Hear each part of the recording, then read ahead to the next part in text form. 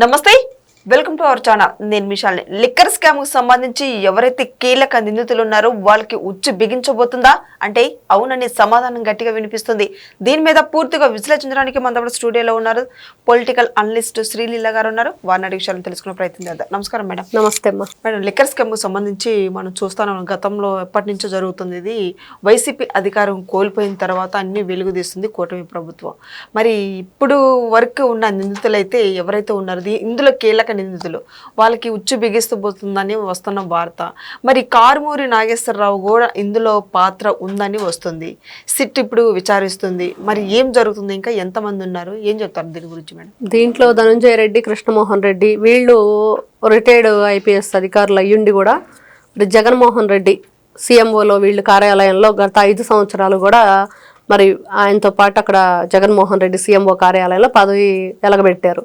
మరి ఏం చేశారు, మరి దీంట్లో వీళ్ళ ఇన్వాల్వ్ ఎంతవరకు ఉంది, మరి నిజంగా వీళ్ళే కీలక పాత్ర పోషించారు ఈ లిక్కర్ కేసులు అనేది తెలుస్తుంది. మరి కారుమూరి నాగేశ్వరరావు వాళ్ళ కొడుకు ఇద్దరు కలిసి మరి ఈ విషయంలో వీళ్ళు ఇన్వాల్వ్ అయినా నిన్న సిట్టు వాళ్ళ ఇంటికి నోటీసులు అంటించడం, అవి చించేయటం, మరి ఆ చింపి ఎవరు వేశారు అంటే కూడా వాళ్ళు సమాధానం చెప్పని పరిస్థితి. ఈ రోజున హైదరాబాద్ లో కారుమూరి నాగేశ్వరరావు వాళ్ళ ఇంట్లోనే స్వయంగా సిట్ అధికారులు వెళ్లి ఆయన విచారిస్తున్నారు. మరి నిన్నటి రోజున చూస్తే ఈ రాజకేశ్ రెడ్డి, ధనంజయ రెడ్డి, కృష్ణమోహన్ రెడ్డి, చెవిరెడ్డి భాస్కర్ రెడ్డి వీళ్ళందరినీ కూడా కోర్టు వాళ్ళే వెళ్ళి కలిసి రావాలి, విచారణకు రమ్మన్నప్పుడు వెళ్ళాలి.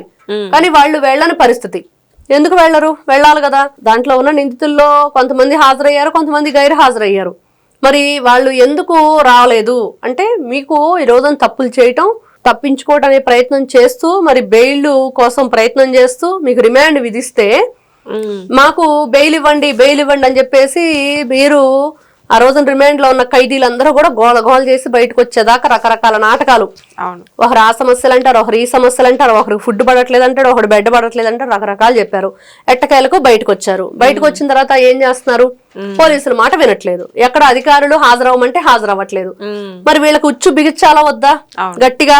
ఇంకొకసారి లోపలికి వెళ్తే బయటకు రానివ్వకుండా చెయ్యాలి. ఖచ్చితంగా ఇలాంటి వ్యక్తులు అందితే జుట్టు, అందకపోతే కాళ్ళు, అరచేతిలో వైకుంఠం చూపించి ప్రజలకి మీరు ఇష్టానుసారంగా కల్తీ మద్యం తయారు చేయటమే కాకుండా ఎంతమంది ప్రాణాలు పోవటానికి కారణమయ్యారు, ఎంతమంది జీవితాలు ఈ రోజున అనారోగ్యం బారిన పడి వాళ్ళు మంచానికే పరిమితం అయిపోయి కుటుంబ సభ్యులు ఈ రోజున చూడండి వాళ్ళ చిత్రహింసలు ఎన్ని రకాలుగా ఉంటాయో. వాళ్ళని చూసుకోవాలి, వాళ్ళ ఇంటికి సంపాదన తెచ్చుకోవాలి, ఎన్ని రకాల సమస్యలు ఉంటాయి, ఆలన పాలన పోషణ ఎన్ని రకాలు ఉంటాయి. మరి ఏది లేకుండా వాళ్ళ జీవితాలని చీకటిలోకి నెట్టేసిన క్రూరత్వమైన మనసు కలిగింది ఆ రోజున వైఎస్ఆర్సీపీ పార్టీ.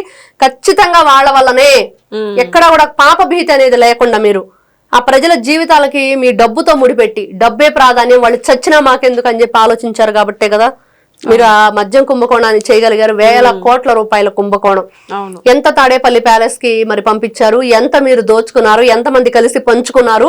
మరి విజయసాయి రెడ్డి నాకేమి సంబంధం లేదని పార్టీని వదిలిపెట్టి, రాజ్యసభ సభ్యత్వాన్ని వదిలిపెట్టి ఏమి సంబంధం లేదని వెళ్లిపోయి ఎంత చక్కగా మరి నేను వ్యవసాయం చేసుకుంటున్న అబద్ధాలు చెప్తూ మళ్ళీ జగన్మోహన్ రెడ్డికి సపోర్ట్ గానే మాట్లాడుతూ ఉన్నాడు. ఇన్ని రకాలుగా మనం చూస్తూ ఉంటే ఒక మిథున్ రెడ్డి, మరి మిథున్ రెడ్డి కూడా హాజరవ్వలేదు. నువ్వు ఎందుకు హాజరవ్వవు? నువ్వు దొంగల ముఠాలో ఒకడవే కదా. మీరంతా దారి దోపిడీ దొంగల కంటే దారుణమైన పనులు చేయటమే కాకుండా ఈ రోజున పోలీసుల అధికారులు ఏదైతే మీరు టయానికి వచ్చి హాజరవ్వండి అన్నా కూడా హాజరవ్వకుండా బేఖాతరు చేసిన పరిస్థితి. అంటే పోలీసు వ్యవస్థ కూడా ఈ రోజున నిమ్మకి నీరెత్తినట్లుంటుంది అనే ప్రజల వాదన. అంటే సరైన వాళ్ళకి శిక్ష పడకపోవటం వల్లే ఈ రోజున ఎందుకు బెయిల్ ఇచ్చి బయటకు వదిలారు వాళ్ళని.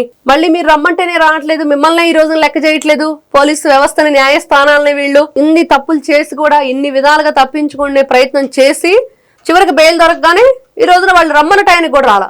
ఇది వీళ్ళ పరిస్థితి. మరొకసారి ఇప్పుడు విజయసాయి రెడ్డి పిలిచే అవకాశం ఉందా? మిథున్ రెడ్డిని పిలిచే అవకాశం? విజయసాయి రెడ్డి వస్తే ఈసారి బయటకు వదలకూడదు, అప్రూవర్ గా మారని చెప్తూనే చాలా నాటకాలు వేస్తున్నాడు, చాలా నాటకాలు వేస్తున్నాడు విజయసాయి రెడ్డి. అప్రూవర్ గా మారితే అసలు అయిన వాళ్ళ పేర్లు చెప్పాలి కదా. జగన్మోహన్ రెడ్డికి సంబంధం ఉందని చెప్పి అందరూ చెప్తుంటే నువ్వు చెప్పట్లేదు. మిథున్ రెడ్డి పేరు చెప్పింది ఆయనే, రాజకేశ్ రెడ్డి పేరు చెప్పింది విజయసాయి రెడ్డి, ఒక ధనంజయ రెడ్డి, కృష్ణమోహన్ రెడ్డి, బాలాజీ గోవిందప్ప వీళ్ళందరూ, చెవిరెడ్డి భాస్కర్ రెడ్డి, ఎంతమంది ఉన్నారు ఈ ముఠా?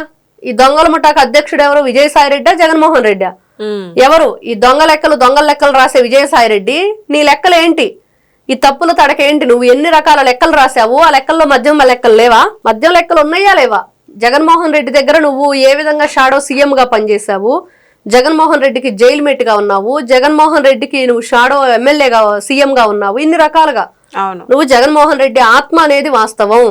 మరి అలాంటి ఆత్మగా ఉన్న నీకు ఏం జరిగిందో తెలియదు అంటే ఎవరు కూడా నమ్మరు. ఇప్పుడు సిట్టు తాడేపల్లికి వెళ్ళే అవకాశం ఉందని వస్తుంది వార్త, ఏమంటే అంటే తాడేపల్లి వరకు వెళ్ళదు. ఫస్ట్ విజయసాయి రెడ్డి ఉన్నాడు, ఇంకా ఈ రోజు నీ బెయిల్ మీద ఉన్న దొంగలందరినీ కూడా లోపలికి పెట్టాలి, మళ్ళీ పిలవాలి. మీరు మీ లిమిట్స్ ని క్రాస్ చేసి మీరు గతంలో ఏదైతే ఈ రిమాండ్ లో ఉన్నప్పుడు బెయిల్ కావాలని చెప్పేసి అనారోగ్య సమస్యలు అని చెప్పి ఎన్ని రకాలుగా, ఒకటి దిండు అంటాడు, దుప్పటి అంటాడు, గొడుగు అంటాడు, మంచం అంటాడు, టేబుల్ అంటాడు, ఇంటి నుంచి ఫుడ్ అంటాడు, ఎన్ని రకాల గొంతెమ్మ కోరికలు కోరారు. అత్తగారింట్లో వీళ్ళకి అరణ్యం కూర్చోబెట్టి పెట్టినట్టుగా పోలీస్ స్టేషన్ లో కూర్చోబెట్టి పెట్టాలా?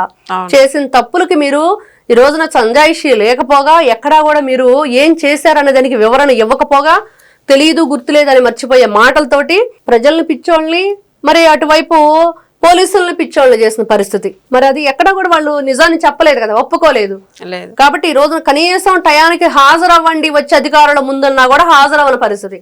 బాలాజీ గోవిందప్ప చూస్తే భారతీ రెడ్డి సిమెంట్, మరి భారతీ సిమెంట్ లో మేనేజింగ్ డైరెక్టరా ఏదో మేనేజర్ గానో ఉన్నాడు. మరి అంత గొప్ప పోస్ట్ లో ఉండి నువ్వేం చేసావు? ఏం చేసావు? నువ్వు దేంట్లో పాత్రధారిగా ఉన్నావు, సూత్రధారిగా ఉన్నావు? నీకు ఈ మద్యం కుంభకోణంలో ఆయనతో నీకేం పని? ఇది భారతీయ సిమెంట్ అంటే ఏంటి? మరి భారతీయ సిమెంట్ మద్యం కంపెనీతో ఎందుకు టైప్ అయింది? ఇంత ఈ డిస్టిలరీస్ ఏంటి, బ్యావరేజెస్ ఏంటి, ఎన్ని రకాలుగా ఎన్ని మీరు మరి ఆ బాటిల్లో పోసిన మందు ఏ విధంగా కల్తీ చేశారు? పైన బాటిల్ ఏది, మందేది, దాని మీద అంటించిన స్టిక్కర్ ఏంటి, ఇవన్నీ చూస్తుంటే అంతా కూడా మీరు ఒక్కదాన్ని కాదు ఎన్ని రకాలుగా. ఇప్పుడు సజ్జల శ్రీధర్ రెడ్డి ఒకరున్నారా, ఇద్దరున్నారా? చెప్పుకుంటూ వెళ్తే ఏ 60 వరకో ఏ 70 వరకో ఉన్నారు. మరి ఇంత మంది ఉండి ఇన్ని రకాలుగా తప్పించుకుంటూ కనీసం పోలీసులను కూడా లెక్క చేయకుండా టయానికి హాజరవ్వకుండా ఉంటే వీళ్ళని చూస్తూ ఎలా ఊరుకోవాలనేది ఈ రోజున ప్రజలు అడుగుతున్నమాట. మరి ఇందులో కొంతమంది కూర్చు బిగించబోతుందని వస్తుంది. మరి ఇంకా బిగ్ బాస్ దగ్గరికి వెళ్ళే అవకాశం ఉందంటారా? బిగ్ బాస్ అంటే ఇంకా జగన్మోహన్ రెడ్డా లేకపోతే ఇంకెవరైనా ఉన్నారా అనే దాని మీద ఆగిపోతుంది అందరికి. మరి అక్కడ దాకా వెళ్లాలంటే ఇంకా ఉన్నారు చాలా మంది, ఇతర దేశాల్లో కొంతమంది ఉన్నారు. ఈ ముప్పిడి అవినాష్ రెడ్డి, ముప్పిడి ఇంకా ఉన్నారు, వాళ్ళిద్దరు బ్రదర్స్ ప్లస్ ఇంకా బోలెడంత ప్రద్యుమ్న అనే వాళ్ళు ఉన్నారు. ఇంకా వీళ్ళందరూ కూడా రావాలి బయటికి, వీళ్ళందరూ వచ్చి నిజాలు అసలు ఆ డెన్లు ఎక్కడ ఉన్నాయి, ఏ విధంగా వీళ్ళు భద్రపరిచారు, ఎన్ని రకాల ఇన్వెస్ట్మెంట్ చేశారు ఈ డబ్బునంతా కూడా. మరి బంగారం కొన్నారా, స్థలాలు కొన్నారా, మరి హోటల్స్ వీళ్ళు కొన్నారా, ఏ బిజినెస్ వీళ్ళు పెట్టారు? ఇప్పుడు మనం చూస్తే చాణక్య, మరి ఆ తర్వాత అనిల్ చోక్రా అయితే ఇంకా దారుణం. అనిల్ చోక్రా చేసినవి కల్తీ, ఏదైతే నకిలీ పత్రాలు సృష్టించడం, వాళ్ళ మీద నకిలీ అకౌంట్లు పెట్టడం, దాంతో ఏదైతే డొల్ల కంపెనీల పేరుతోటి ఏ విధంగా అతను చాలా దీంట్లో ప్రధాన పాత్ర పోషించాడు. అతను కూడా ఈ రోజున బెయిల్ ఉంది. ఎందుకు వీళ్ళకి బెయిల్ ఇస్తున్నారు అనేది ఈ రోజున ప్రజలు అడిగేది. ఇప్పుడు మేము వాళ్ళు తప్పుడు పనులు చేశారు, మమ్మల్ని ఇబ్బంది గురి చేశారు, రాష్ట్రాన్ని అప్పుల ఊబిలో నెట్టేశారు.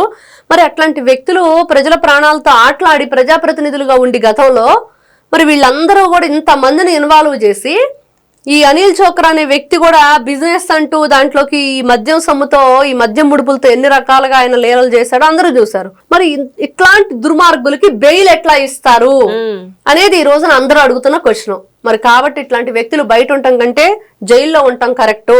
వాళ్ళ నుంచి నిజాలు కక్కించడం ఇక్కడ పోలీసుల డ్యూటీ. కాబట్టి ఇలాంటి వ్యక్తుల బెయిల్ రద్దు చేసి ఉచ్చు బిగిస్తుంది అంటున్నారు. నిజంగా ఉచ్చు బిగించండి అని ప్రజలు కోరుకుంటున్నారు. థాంక్యూ. నమస్తే.